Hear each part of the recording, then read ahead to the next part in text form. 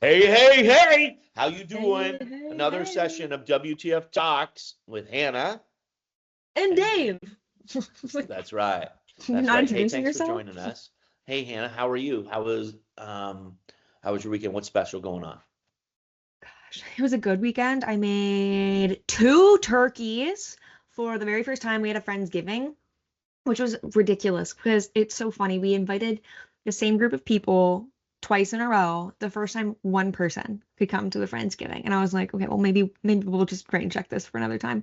And the second time, 25 people were like, yeah, we'll be there. And so it was a little crazy because I wasn't necessarily expecting to feed or seat 25 people, but a couple people canceled last minute and it was about 20 of us at the end. So we had chairs for everyone and table for everyone, which was great. But it was Thanks for like, thanks for canceling, guys. yeah, love you. Thanks for not coming. No, I just kept telling people, I was like, well, as everyone comes, I'm just gonna have the scoot over and sit on the floor mentality. We can always order pizza if there's not enough food. But no, it went really, really good. And my turkey was very juicy, that's the only thing I was like, if there's anything, I just don't want to make a dry turkey. So I was really excited about that. But I think that Gray and I might do that kind of as like an annual thing because there's so many Friendsgivings here in November, which are so fun. But for us, I was like, we can do one in October and we can have like a Canadian Friendsgiving. And it can be before everybody gets really crazy for the holidays and busy. And so it worked out really good, but it was very fun. How about you? Good for you. Oh, I got the opportunity of a lifetime this weekend. It was just so fun for me. Brian and I joined a group of people from our church to volunteer at this organization. um, and what this organization does, it's Christian Helps, but what they do is they help people in exactly the same way we do at Better Together Group. And so there's a food bank combination, and there's a job search helping people with the tools financially to run their household and find employment. And so they have a job counseling network, they have a job board, they help people practice interview and stuff. And so combining Better Together Group is about feeding families one shift at a time. Um, but we do that by helping them find jobs. The challenge is um, we don't we don't have a food bank. Obviously, we're just a small group of people. But so But most we of our are giving doing there, a food collection challenge for the holidays this year. So if you're listening to this, collect some food we'll be by. Let us know that you have it and we'll come pick it up for you. that is true. We are Keep doing a going. food collection challenge. So one of the things, so it's just kind of cool to bring those two things together in one organization, and it's a charity that I'm really in support of. It's called Christian Helps here in Winter Springs, Florida. Love that. I love that. I have to say, I made a really nasty face while you were making that statement. That was about how gross my coffee was, not about the excitement of what you're doing. But I think Thank you. woo in the middle of that. And so I was like, let me just clarify. I'm so excited about what you've got going on. Right? Don't let those two things entwine. But that's really, really I awesome. just love the practical way that they're serving people. Yeah, And so it's just a really fantastic group. they're good Um, people. They're really good so people. what did you want to talk about today? Well, this morning we were laughing a little bit about your can we call them what we used to call them? Your little men. You can. So we used to call these the sperm men. Yeah. So in our original Revolution Staffing logo, we have two people, that one that goes over and one that goes under, Revolution, kind of imaging the Revolving. circular, and also people recognizing that we are a people business. And I love the But colors and I love the logo and it is so fantastic, but without a doubt, it does absolutely look like a little sperm guy. Just hanging out, just just so swimming, doing his darndest. hold that up in front of you, Hannah, like bring it out So wide. so what we were really laughing about was that It still has tags on it. this is the shirt that you gave a 16-year-old girl and you were like, "Here, put this on." Like, let me just move the mic so that the people can appreciate how beautiful and fantastic this shirt is. for a very professional human. And let me tell you, at 16, I was not ready to put this button up on. I was like, what do you mean a collar? I'm still wearing leggings and a hoodie to school every single day with my Ugg boots. And you know what? My fashion choices have not changed that much outside of a professional setting. I will still put that bad boy on. I love my Uggs. But yeah, we were just laughing about our original retro logo gear and kind of what that looks like, and then kind of how that's And this is my changed. favorite piece of all time Better I Together group love gear. Very love that best one. jacket. I will say the only thing that I think is better than that jacket is the vest. We had like a sweater vest at one point that also had that blue material, and it was so good because you could put it over anything, and all winter long it was so fantastic. And I have no clue where mine is. I'm pretty sure I wore it to a trade show and left it one time. But Well, and those were like the lighter blue yeah, color. And so I never was super comfortable with them because I don't love the light blue on me. I like the dark colors that's, on me. I was I gonna say don't know that's why. black. Well, Blue this is looks black, really but good the on other ones you. are navy, like the one you just showed. Yeah, blue looks really good on you. But anyways, so the question was, the debate was on how much logo gear is too much logo gear. Does it work? What does it do? Is it branding? Is it marketing? Is it sales? What does it Is do it for just company culture? culture? Is it HR? Like, like where does this come from? Why do we do it? What does it benefit? What do you think? Because we're like very invested in our company logo gear. Like we do lots of it and love it.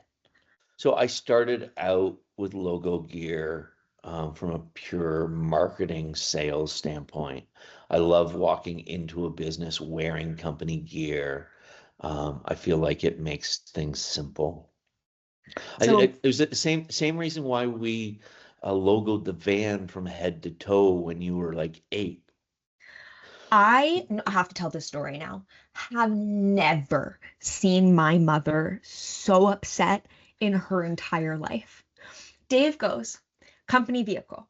Company vehicles get logoed naturally. Okay, absolutely. This makes so much sense. My poor mother was expecting this bus. It was a van. It was a blue van. It was like the picture perfect van. If you're like giving a van to a It was mom, her dream. She'd it been was her driving dream. station wagons for a long time. It was her first minivan. And so she's got it. She's so excited. She thinks it's going to come back with like maybe a magnet that she can peel off when she's driving it and Dave's not driving it. And Dave comes Full wrap. with a van that has no coverage space left whatsoever. Like the windows. I think the only thing that wasn't tinted was the front mirror or the front glass that you look through. I think even the passenger and door side windows might have Yeah, had. driver side, passenger side were both clear by law. Front Okay, windshield obviously was clear by law. Back windshield was logo. a big logo And on then the every sides and every people piece of paint working anywhere it could go. and Yeah. oh man, I wish I had that artwork still because that was pretty great artwork. It was. But she came out and deflated. Just like, what did you do? And I don't It remember any of immediately it because I'm became my sure, personal vehicle. yeah, I was gonna say I'm sure I didn't see the conversation that followed that. But that was okay, so that's interesting that you think of it as marketing because I think of it as branding. When I think about marketing, I think about something that you're giving to someone that they hold and read and learn about or seek out to like learn about the information. That's like brochures, that's one pagers, it's your website. But when I think about the logo gear and even the van, I think about that a lot more as branding because no one's necessarily going to see that and buy from you immediately, but they're going to see that and they're going to recognize you and continue to pattern recognize you again and again. And I think that that's what goes into branding. Now, I don't have a degree in either of them and I don't know necessarily, but that's just what I. That's your perception.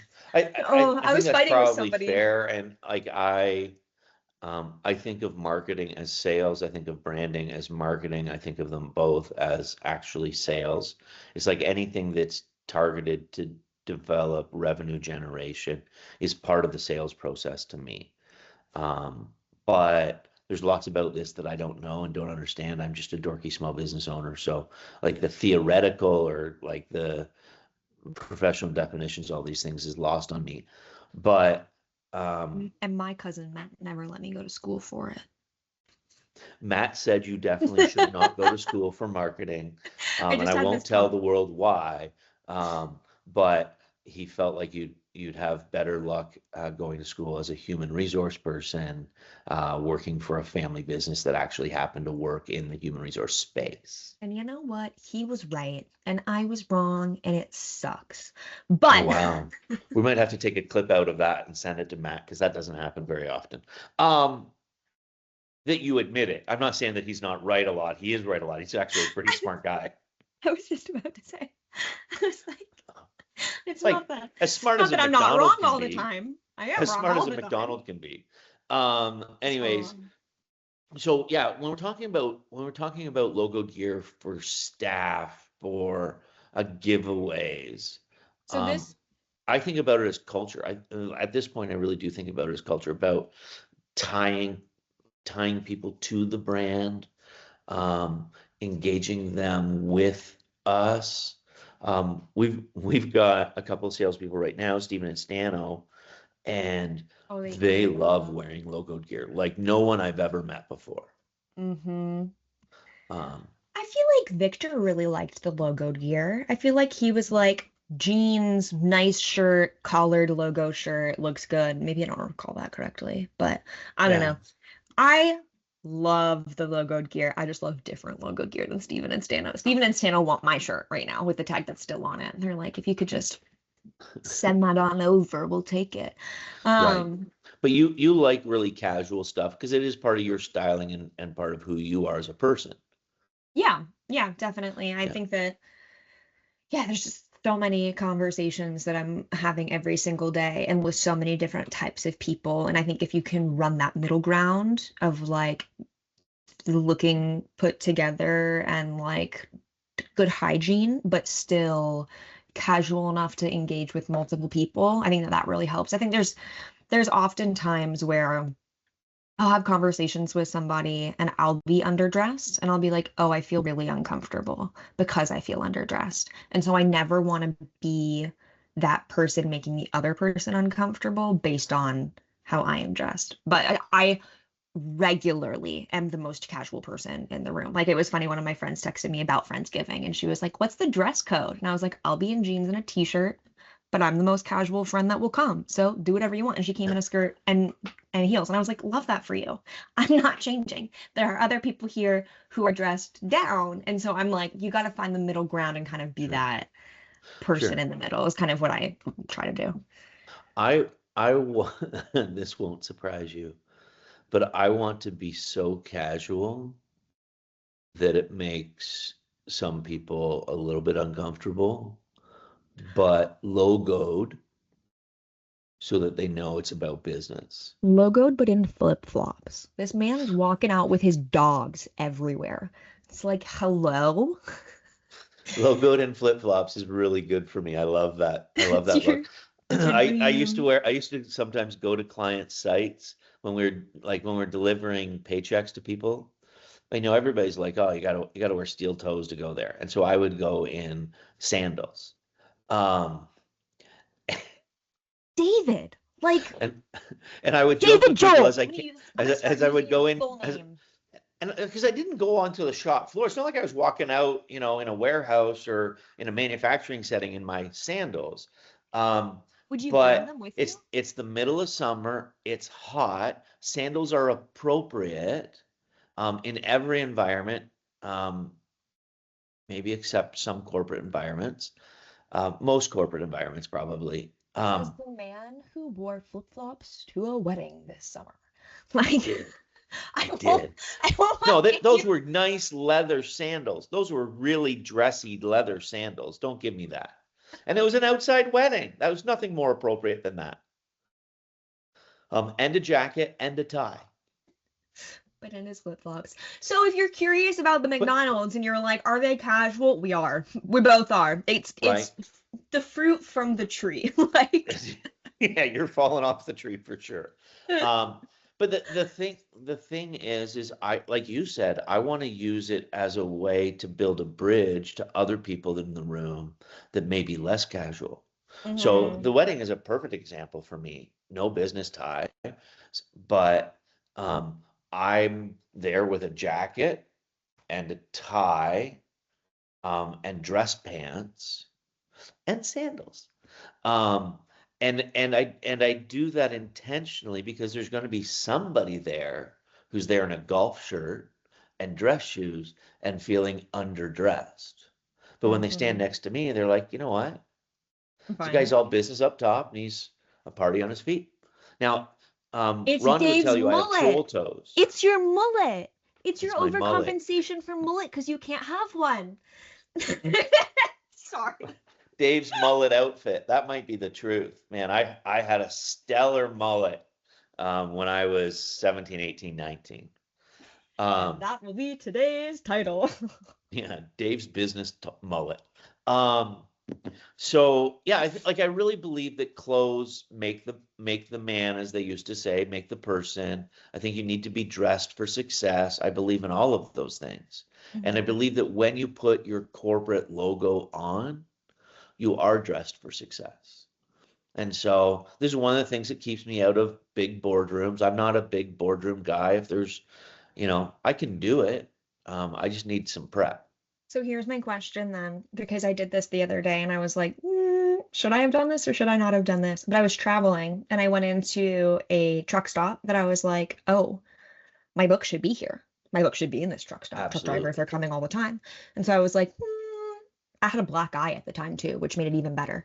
Um, but no makeup, running shoes, track pants, black eye. I went in and I was like, hey, I'm an author. You have a to go like convenience store. Let's chat. And I got all the information I needed, got the contact details, I got the right people to reach out to.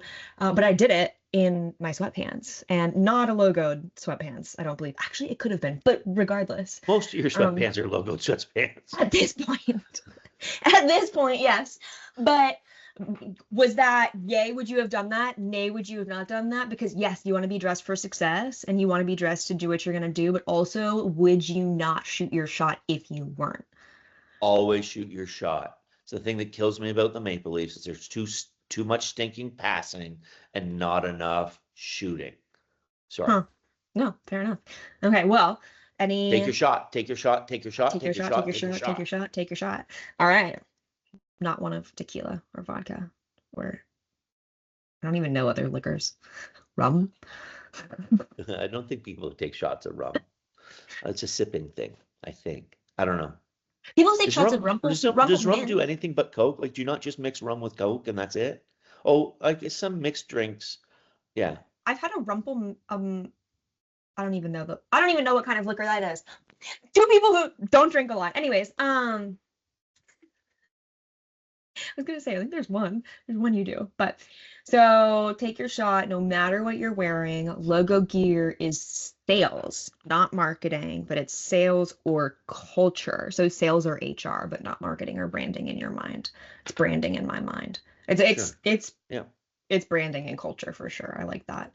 Because there is something so sweet about like showing up on the same day and all having something on or whatever. Like there are some mornings where we hop on a call together and it's like, hey, like we're all wearing the Everybody's wearing same a logo. thing. Yeah. It's fun. Yeah. But Well, I really do think that wearing a logo opens doors that words can't. It yeah, allows you to say something without saying something. And yeah. in a world where less is more, because we're all crowded with too many messages, the simplicity of a logo says a lot. Yeah. And if you're getting stuck on your employees not wearing the logoed gear, we did something a couple years ago that's been fantastic. We do a catalog every year and we give everybody the opportunity to choose from anything they want, and then we go and get it logoed. And if there's nothing on there that they don't like, they can send me a link to something different. They can choose whatever. Everyone just gets like a budget, and then we get like it's basically just like fill your closet with it. And so it's however much you can get whatever you want within that, and then we just go throw logos on everything. And it works so well because there are different kinds of people who are comfortable in different things. Like you might be talking to some of your women, and some of your women might really want a V-cut, or some of them might really not want that, or some of them might hate t-shirts or want a cardigan or whatever it is. But there are so many ways that people love logo gear. They just hate being forced to wear something that they wouldn't naturally wear, which is Right. different. So, So one of the most successful things we ever did was we put the WTF logo on the back of a black T-shirt with Revolution stamping on the front, just white and black. And people loved it. People hmm loved it. And so hmm simplicity really does go a long ways in these things. But more than that, I think we've really enjoyed the thing that you've brought to the table, Hannah, which is just more variety, more stuff that we've approved for people to wear with our logos on it, and gives them the opportunity to make their own choice, call their own shots. Some people have done like throw blankets, hmm which has been interesting. And yeah, we've got lots of different things we've done. hmm Yeah, lots of different stuff, but it's definitely helpful. And I think that it's a way to be inclusive. It's a way to understand the people that are on your team and make sure that you're connecting with them where they're at, not just where the industry has stereotypically been with the collared shirts and the button Right. downs. So not that I'm against those. Still make sure those are options, but Hmm. just for the right people on your team. So Yeah. well, that's a fun one. I love talking about logo gear. I love logo Yeah. gear. So You want people to fly the flag. And yeah, so when you wear logo gear, you're flying your company flag. Your yeah. employers feel great about it. And hopefully you feel great about associating yourself with the brand. Yeah, absolutely. Well, that is enough for us. Thank you so much for joining another episode of WTF Talks with Dave and Hannah. We'll see you again next time. See ya. Bye, everybody.